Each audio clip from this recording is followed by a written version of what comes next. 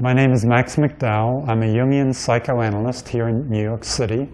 And in a previous career, I was a molecular biologist and I did research at MIT and at the MRC labs in Cambridge, England. I'm going to be talking today about the theory of nurture.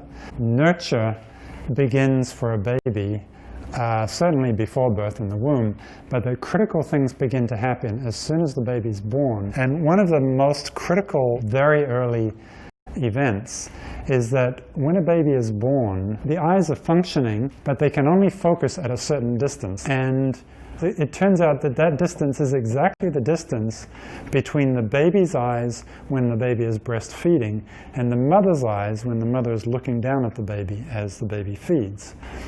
So the baby is pre-designed to make eye contact with the mother. And the mother stares at the baby stares at the mother, and the baby begins to learn to recognize the mother's eyes and form an eye contact relationship with the mother. When the baby actually makes discernible eye contact with the mother in a few weeks, the mother is stimulated by that eye contact to play vivaciously with the baby, because the mother gets a big charge out of realizing that the baby is actually looking at her eyes and seeing them.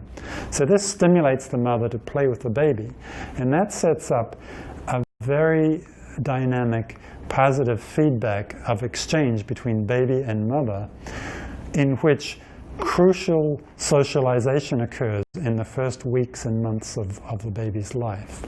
All of the games that mothers play with their babies, the peekaboo, the singing to the baby, the hiding their face, the smiling, all of those games that mother and infant play spontaneously and laugh and have so much fun with, they're all oriented around eye contact. If eye contact is interrupted at a very early stage, then that subsequent elaborate pyramid of other games and other interactions which can develop may not get started, or may not get started with sufficient vigor.